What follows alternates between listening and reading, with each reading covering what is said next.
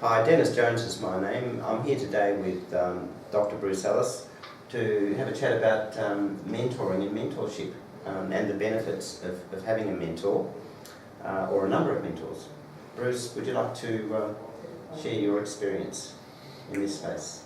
I've had the pleasure of, I suppose, a number of mentors, but three that come to mind over the last, 33 or so years in practice. The very first was my chiropractic mentor, who was the man who gave me my first job and helped me become the chiropractor. The second one was a practice mentor who helped us set up our systems and allow our practices to work. And the third was my financial mentor. And my financial mentor has allowed us to take the return from all of that and turn it into something to take care of me now at this end of my life. Fantastic. Yeah, it's interesting. Bruce, from your experience, it seems to me that in your profession, in the chiropractic profession, many people do in fact embrace a mentor relationship. From my understanding, and from my observation over the same number of years, maybe a few more, the people that really succeed and achieve their potential tend to benefit from mentor relationships in various aspects of their life.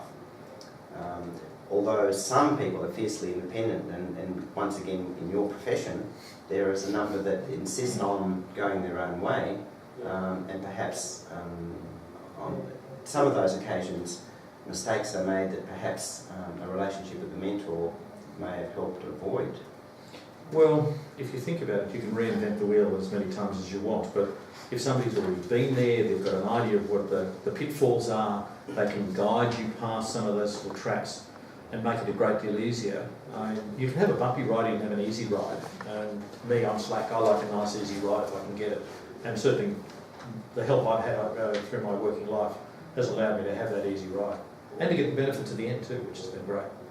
Do you think it's, what are some of the reasons you think some people don't bother taking that step of having a mentor? I wonder if in some cases they don't realise the people are there.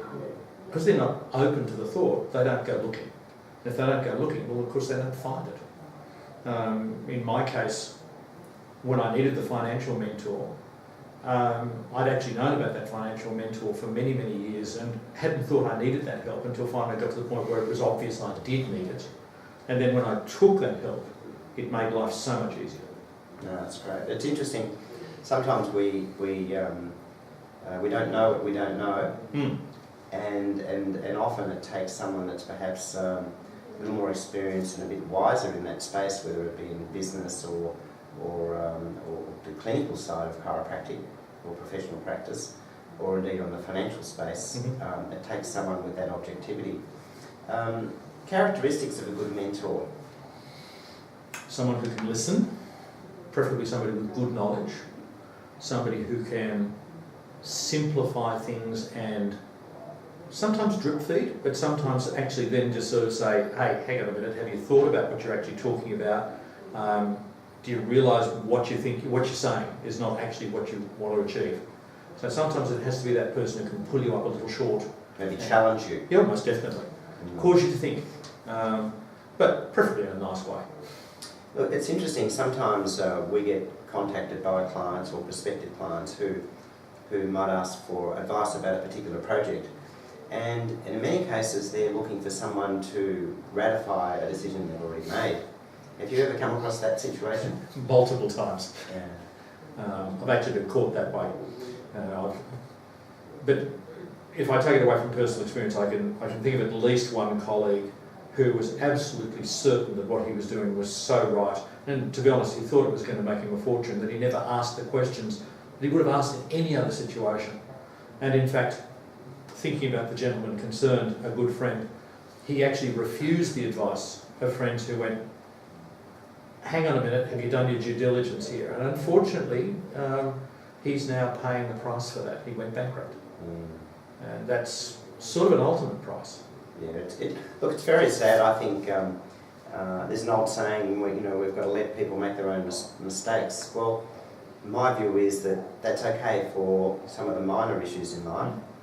But I think when you're making a significant decision, whether it be a new practice or the sale of a business or a business partner, Mhm. a whole lot of issues like that. I think it's good to get to consult with someone like you, for example, that's had the experience. So what we would like to do at CCA is to help our clients, and indeed everyone within the profession, to make the absolute most of their opportunities professionally and personally and financially, and to avoid those costly mistakes, which unfortunately some people, as you say, never recover from.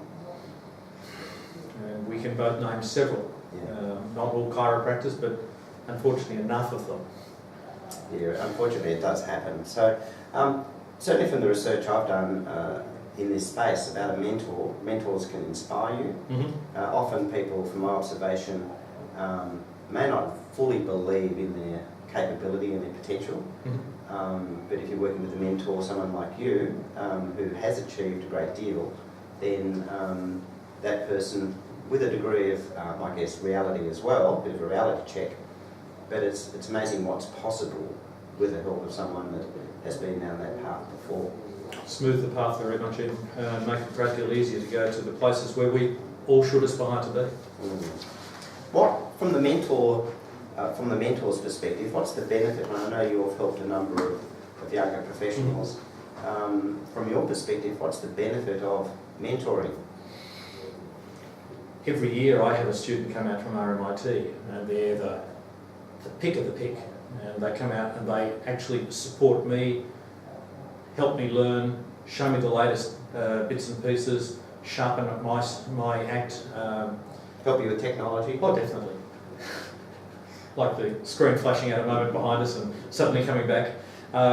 It's amazing what the next generation actually knows and how much they're willing to share. So it becomes a two-way street. One of the early American presidents talked about learning as being two people on a seesaw, and the knowledge flowed from one back to the other as the conversation went on.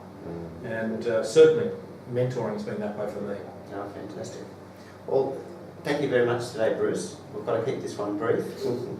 But watch this space. We'll certainly have more information regarding mentoring and also being a mentor pupil and a mentor. I think at every age there's an opportunity for people to mentor others. Definitely. And as you say, it's a two-way street. So thank you very much. Pleasure, Dennis.